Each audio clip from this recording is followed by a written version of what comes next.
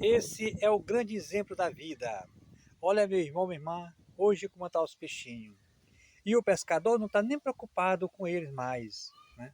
Eles estavam bravos, isso, aquilo, outro, mas hoje estão assim. Assim somos nós também aqui na Terra. Muitos são bravos, são violentos, mas chega o momento que Deus vai chamar todos, né? E nessa hora, todos ficam assim, que nem os peixinhos, caçando em quem se agarrar, quem ajudar, e ninguém pode ajudar mais.